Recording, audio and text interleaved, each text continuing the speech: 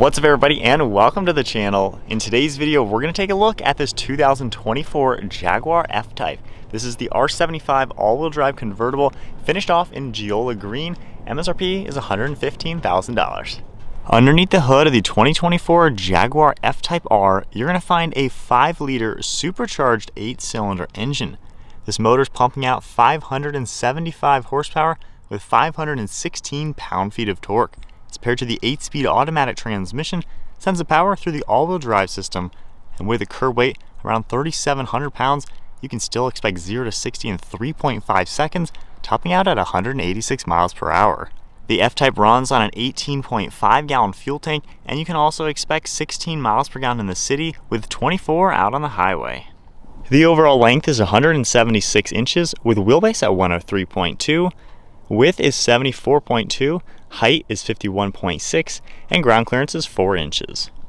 Moving on to the exterior styling now with the 2024 Jaguar F-Type. This has a super mean front end, especially with the thin design on these LED headlights. They have a nice dark housing, as you can tell, and I like how they cut towards the center grille. You're going to see some nice mesh in here, Jaguar logo, you got the R badge as well. You get F-Type down below with a little bit of gloss black, and there's parking sensors within the front bumper. You can also see on the far side we have more sensors, some gloss black trim, and then a pretty nice front splitter just to add to the aggression. This certainly has a very cool look to it. I think it's really nice. And then right in the center you can see some prominent body lines cutting towards the windshield with heat extraction vents on the left side. You can also get a really good look at this color.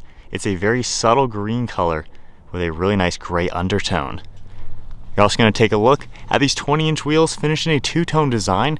We have the massive brake calipers up front finished off in red, and we have a Pirelli P0 tire. Sharp body lines surrounding the fender arch. You also get a nice logo on the side with some trim. You got another design with the silhouette of the F-Type, and then a pretty aggressive lower side skirt. Very smooth body lines, very sculpted. And then you can see the body color mirrors along with an LED turn signal. More body color for the roof surround. Beautiful look at that interior. And with the top in the lowered position, you can see how nicely it fits. The roof does open and close super quickly with just the touch of a button, and even in the up position, it blends seamlessly with the body design to really make this car still look nice with the top up. And then of course, once you drop the top, all the lines really come together, and you can certainly see all the shapes of the car. You can see how the rear fenders bulge upwards, get a nice sharp body line leading to that power operated rear wing. And then back here you can also see just how sculpted the lines are around these rear wheels. At the back of the car, we have a nice lower diffuser finished off in more body colored. You can see that massive fin right in the center with your quad exhaust. More nice lines throughout the rear. Nice looking LED taillights with that R badge. Third brake light is right underneath the wing. You also get the Jaguar logo up on top. And the overall design certainly comes together. This is a timeless looking sports car with all the right angles. Taking a look at the key fob, we get lock, unlock, trunk release, then just a nice Jaguar logo on the side. If I go ahead and hit the trunk release, it'll automatically pop it. There also is a button right here. From here, we can just lift this open manually. You have a pretty good amount of storage space in here, as you can tell, so you could fit a few duffel bags and just a few smaller items. Luckily, the roof is not going to interfere with any of the space down here, so it's a pretty practical two-door roadster. Keeping that closed, going over to the door handles, you can see how they pop out with Jaguar on them. If I just press this, that's how you can automatically lock the car without using the key fob.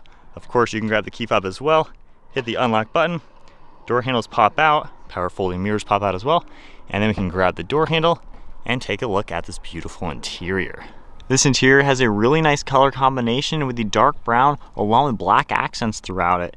If you take a look at the door panel, upper section is finished off in the really nice brown leather. You also get a cool quilted leather design within all the stitching. You got a nice armrest along with your grab handle, window controls, release handle. You also have all of your power controls and 3 different memory seat options. You got some black trim surrounding the lower sides, a little bit of storage, and then you have that silhouette on the door sill. Moving to the seats, you have a very nice luxurious bucket design with perforated leather throughout the center. You even have piping along the floor mats. And then I like, as we make our way up the backrest, you get more of that quilted leather towards the center.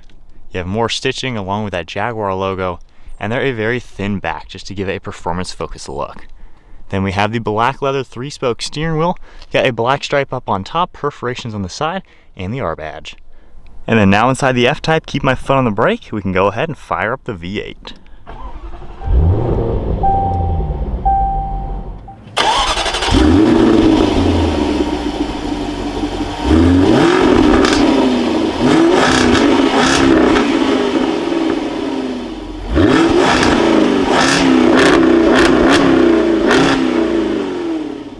Taking a look at the gauge cluster now, you're going to see a full LCD display with your speedometer and tach in the center.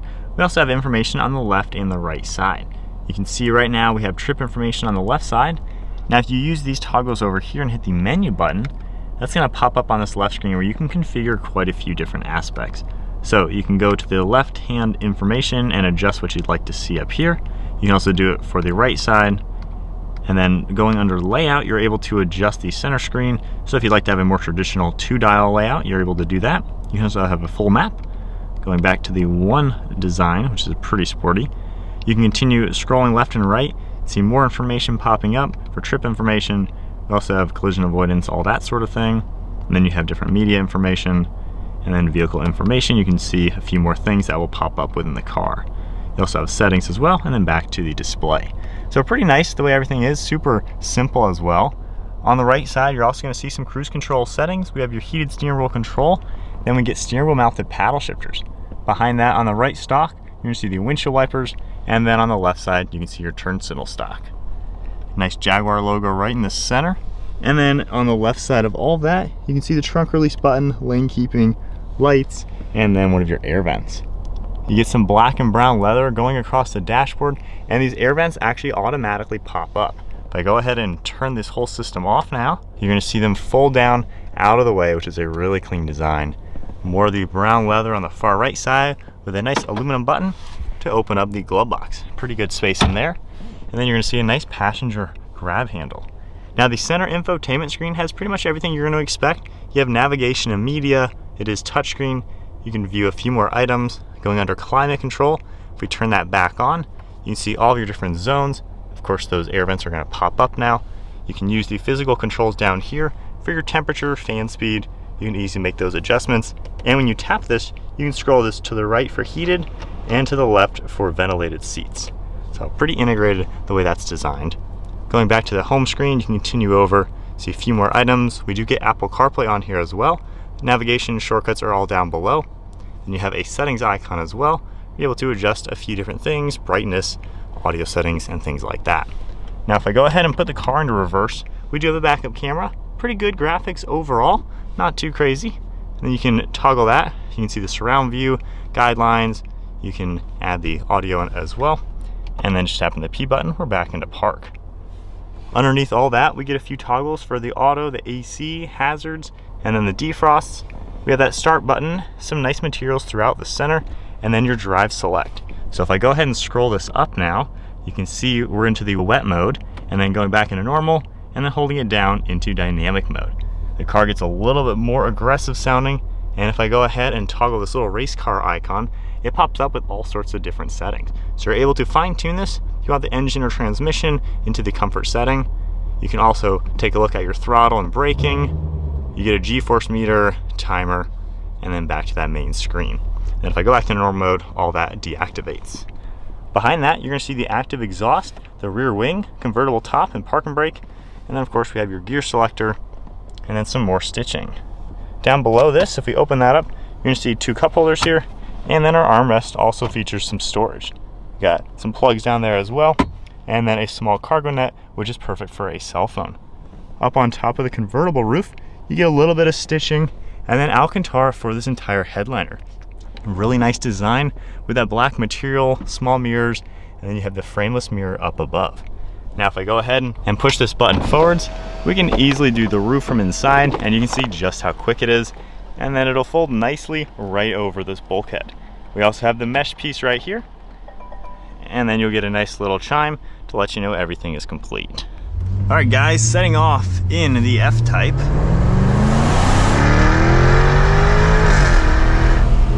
Needless to say, this thing is pretty darn quick with the supercharged V8. Sounds pretty awesome. My one complaint, the exhaust valve doesn't really open until like 4,000. So normal driving, it doesn't really get loud until you really get on it in the higher revs. That's when you start hearing it a little bit. This thing packs a punch. Handles really well too.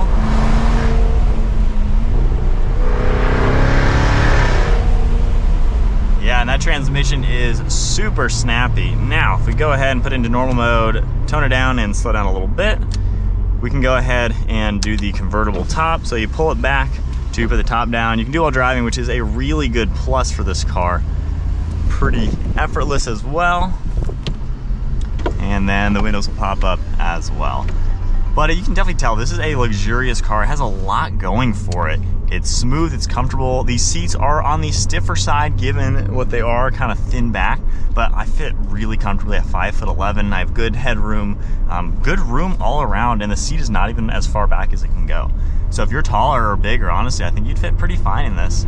The steering is super lazy and relaxed when we're on the comfort mode.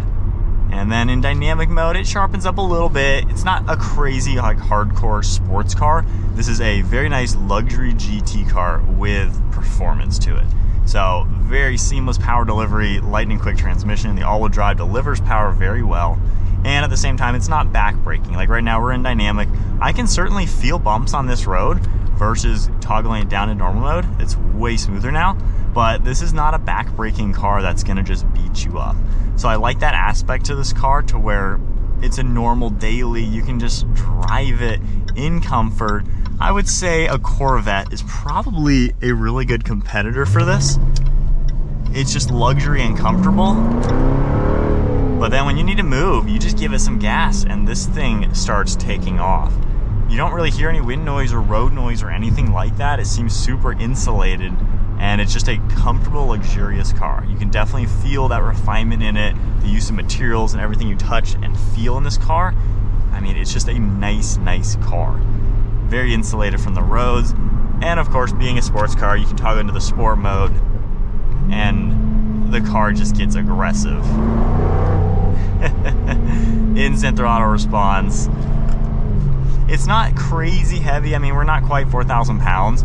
However, you know, you can feel the weight of this to where it's not a crazy nimble handling car. It's very confident, it's very composed.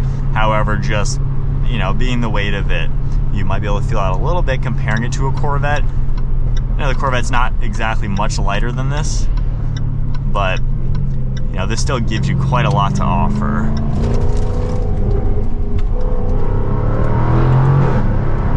Gosh. That acceleration is wild though. It carries the weight really well. Brakes all do a great job. Man. All right, let's do one launch and then flip to the next perspective. But so far, this car is definitely a blast. We'll leave it in automatic mode for that. Actually, there we go, automatic sport. Yeah, what do you guys think? Jaguar F-Type V8. This is like the ultimate car just for top-down luxury cruising. So let's see what it does.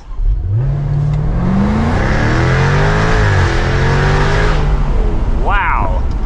Yeah, 0 to 60, that hurt my neck a little bit. That was just instant. Gosh. All right, guys, Jaguar F-Type. Yeah, this thing is awesome. All right, guys, turning around to my perspective, honest thoughts with the F-Type.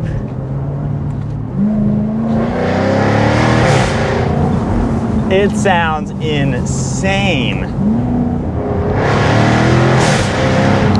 Gosh, with the top down, oh my gosh, that is crazy.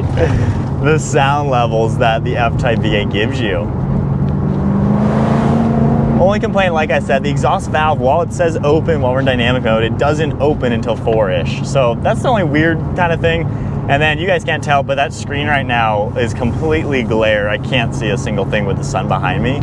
So those two minor complaints, I'd say, are the only things. Aside from that though, this is a really nice place to be. You know, if you're looking at a Corvette C8, you know, nicely equipped one for over $100,000, that's kind of your best competitor to this one, I would say. Maybe a Mercedes SL, a more simple trim level. you know, you have some really good competition for power operated convertible cars. The throttle response in this thing though,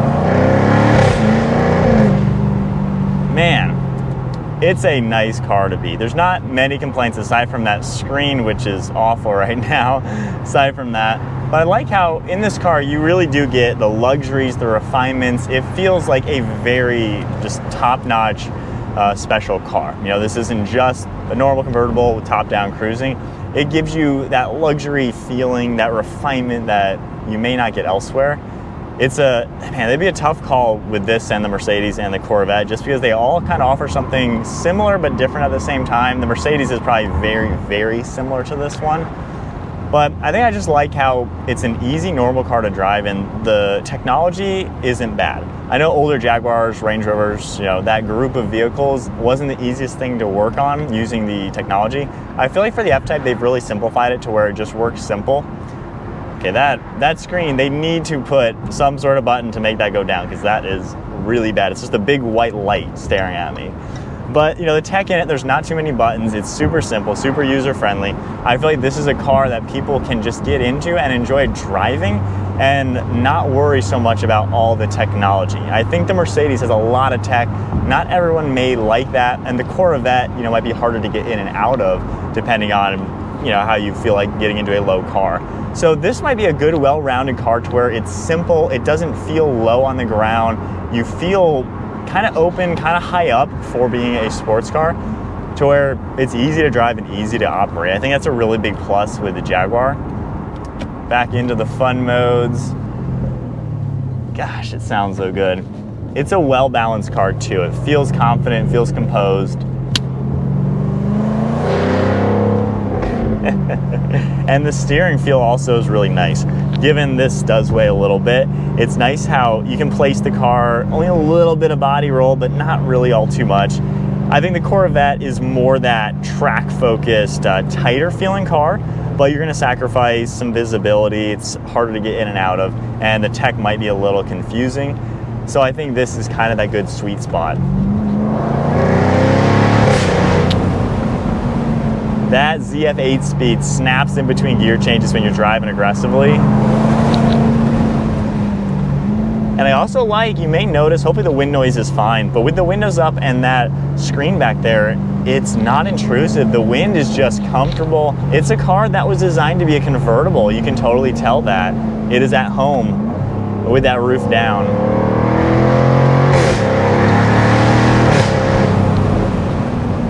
And then if you want to leave the competition in the dust, you got so much power. Man, this is a car, you can rip on it, use it like a sports car, use it the way it's meant to be, but then you just want to go out on the town, kind of relax and cruise, and all of a sudden we can do the ventilated seat on, and we are just relaxing in a luxury car. And for $115,000, obviously it's not cheap.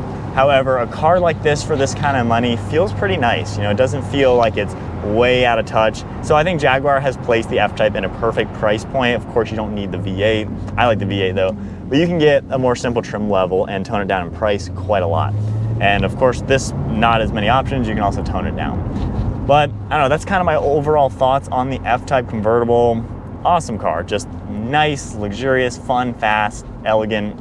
What more could you ask for? That is it then for the 2024 Jaguar F-Type. If you enjoyed the video, give it a thumbs up, hit that subscribe button, and I'll see you all in the next video.